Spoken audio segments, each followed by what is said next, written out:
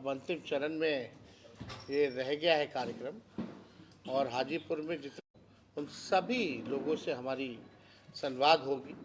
Party को और कैसे संगठन को मजबूत किया जाए, विचारधारा को और जन जन तक कैसे पहुंचाया जाए, इसके लिए हम लोग सब लोग यहाँ सर हम लोगों को पता चला कार्यकर्ताओं ने जो दिया, क्योंकि अलग अलग लोकल इश्यूज जो होते हैं, स्मार्ट मीटर से लोग परेशान हैं, बिजली के बिल से लोग परेशान हैं, लैंड सर्वे जो हो रहा है उससे जो है लोग परेशान हैं। और इन सारे मुद्दों को पिछले बार भी हम लोगों ने विधानसभा में उठाया था और आगे भी जो सत्र बजट सत्र आएगा बिहार विधानसभा में, इन मुद्दों को हम लोग उठाएंगे। लेकिन उसी फीडबैक के अनुसार हम लोगों ने तय किया कि अगर हम लोगों की सरकार बनेगी तो माई बहन मान योजना के तहत 2500 रुपये हर प्रति माह महिलाओं के खाते में हम लोग देंगे और 200 यूनिट फ्री में बिजली देंगे। वृद्धा पेंशन और सामाजिक सुरक्षा पेंशन जो 400 है वो 400 से बढ़ा करके 1500 हम लोग करने का काम करेंगे। गैस सिलेंडर की भी बात आई है, बहुत महंगा है, चूल्हा जलाना गांव में मुश्किल हो गया इस महंगाई में, तो उसको भी बात हो रही है 500 करने की। तो हम सब लोग जनता के बीच जा रहे हैं, कार्यकर्ताओं के बीच जा रहे हैं, महिलाओं से संवाद कर रहे हैं, किसानों से भी हम मिलते हैं कभी कभी जब मौका मिलता है। तो क्या रोड मैप होगा ताकि बिहार की गरीबी, बेरोजगारी और महंगाई को कैसे दूर करें, बिहार को अव्वल राज्यों में कैसे ले जाएं, उसके बाद विस्तार से हम लोग बताएंगे। देखिए, आज आने में आप लोगों के बीच थोड़ी देरी हो गई क्योंकि बजट चल रहा था और देखना मेरा ज़रूरी भी है, क्योंकि मुझे पता था कि आप लोग ज़रूर इस विषय में आप सब लोग पूछेंगे। बिहार को हमेशा से मोदी सरकार ने ठगने का काम किया है, डबल इंजन की सरकार ने ठगने का काम किया है। विशेष पैकेज की बात तो कहीं नहीं, विशेष राज्य का दर्जा पता नहीं अब मिलेगा कि नहीं मिलेगा, इन्होंने तो पहले ही मना कर दिया। लेकिन चुनाव में तो बहुत ऊंची ऊंची बातें की जाती है, बड़ी बड़ी बातें की जाती है, जुमलेबाजी होती है। जो आज का बजट है, बिहार के साथ कहीं ना कहीं से खिलवाड़ किया जा रहा है, सौतेला व्यवहार किया जा रहा है। और जो पिछले बजट में जो बात आई थी उसी को दोहराने की बात इन लोगों ने किया है। ये बजट मेरा मानना है गांव, ग्रामीण और गरीब विरोधी, उसका बजट एलोकेशन कितना होगा कहीं कोई जिक्र नहीं, केवल जुमला और हवाबाजी। बीटा का हम लोग जब कैबिनेट थे तभी हम लोगों ने 15 में जब सरकार में आए थे तभी बीटा के लिए हम लोगों ने अतिरिक्त ज़मीन लैंड ऑक्यूपाइड करके हम लोगों ने अथॉरिटी को, एयरपोर्ट अथॉरिटी को दिया। अब तक उसका काम शुरू नहीं हुआ है। तो ये केवल जुमलेबाजी। ट्रेन रेल का भाड़ा महंगा होता जा रहा है,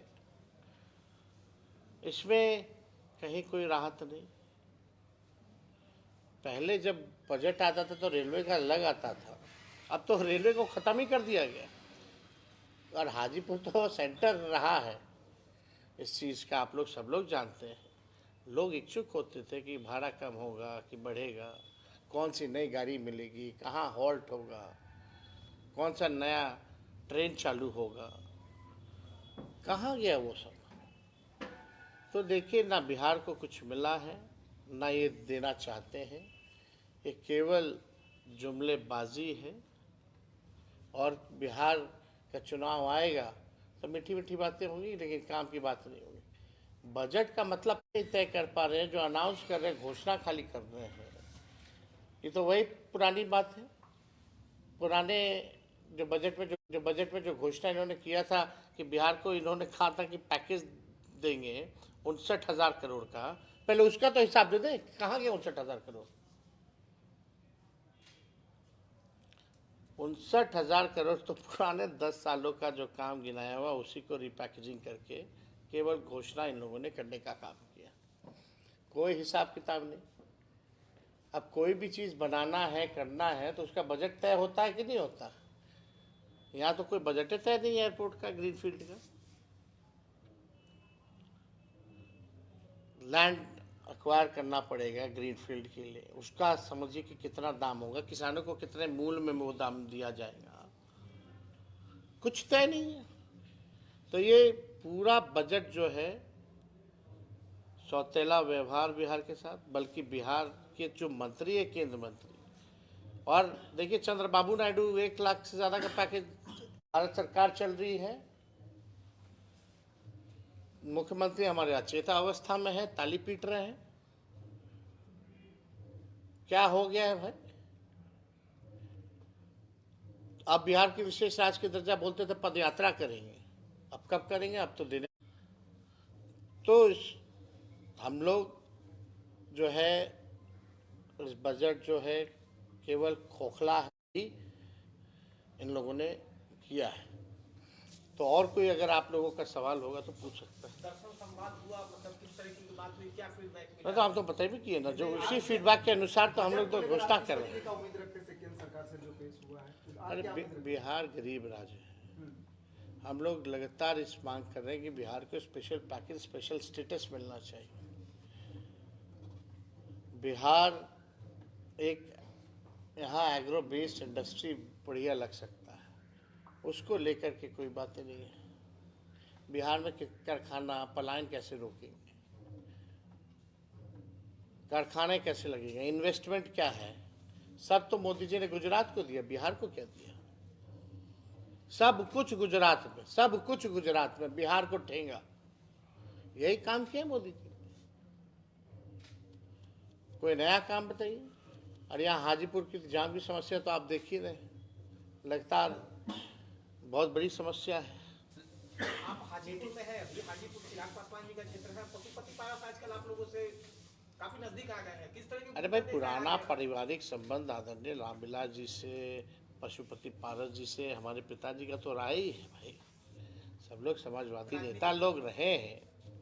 जब ऐसी कोई बात आएगी तो जरूर खुल करके आप लोगों से बात की जाएगी, कोई छुपाने वाली बात थोड़ी होती है। सब प्रगति यात्रा में लगभग, प्रगति यात्रा में हर दुर्गति यात्रा कहिए, प्रगति यात्रा कहाँ कह रहे हैं?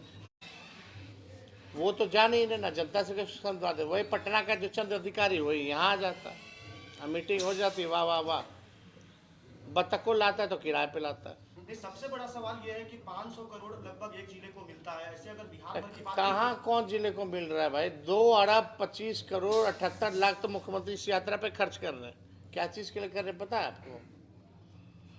जो निकलने का मुख्यमंत्री जी का यात्रा का ही बजट इतना महंगा है, बताइए कितने खर्चीले मुख्यमंत्री। अब एक आखिरी सवाल, पीएम मोदी ने कहा कि गरीब और मध्यम वर्ग के परिवार के ऊपर जो है कि लक्ष्मी जी का कृपा बना रहे। बजट से पहले पीएम मोदी ने बयान दिया। क्या पीएम मोदी ने यह बयान दिया है कि गरीब और मध्यम वर्ग के ऊपर लक्ष्मी जी का कृपा बने रहे, ऐसा उन्होंने कहा है, और लक्ष्मी मंत्र भी पढ़ा है। क्या बजट से पहले उन्होंने कहा? देखिए, हम लोग तो यही बड़े हुए, हम लोग तो यही प्रार्थना करेंगे कि उनकी आत्मा को शांति मिले, लेकिन कहीं ना कहीं तो लापरवाही हुई है, और किसी ना किसी को तो जिम्मेदारी तय होनी चाहिए, किसी ना किसी पे कार्रवाई होनी चाहिए, ताकि भविष्य में एक एग्जाम्पल सेट हो, ताकि भविष्य में ऐसा काम दोबारा ना हो। हम तो नहीं चाहेंगे कि दोबारा ऐसा हो, तो किसी ना किसी की तो जिम्मेदारी तय होनी चाहिए। बिहार के लोग भारी मात्रा में जो है इसमें मारे गए हैं, डेड बॉडी वहाँ फंसा हुआ है। अभी तक कोई पहल बिहार सरकार के लोगों ने डेड बॉडी को कैसे लाएंगे, कैसे उनका अंतिम संस्कार कराएंगे, मुआवजा देंगे कि नहीं देंगे, इस पे किसी मंत्री ने कोई बात कही है? ये डबल इंजन की सरकार है। चलो, मुख्यमंत्री अचेत अवस्था में, एक लोल उप मुख्यमंत्री है, और दूसरा जो है बड़बोला है। किसी ना किसी को तो आगे आकर के बोलना ना चाहिए। माई बहन मान योजना के तहत आप महिलाओं को 2500 रुपया देने का काम कर रहे हैं, लेकिन आशा कार्यकर्ता का एक समूह है जो 2005 आशा, ममता, रसोईया, अपेक्षित महसूस आप चिंता मत कीजिए, हम लोगों की सरकार बनेगी तो कोई अपेक्षित महसूस नहीं करेगा। धन्यवाद।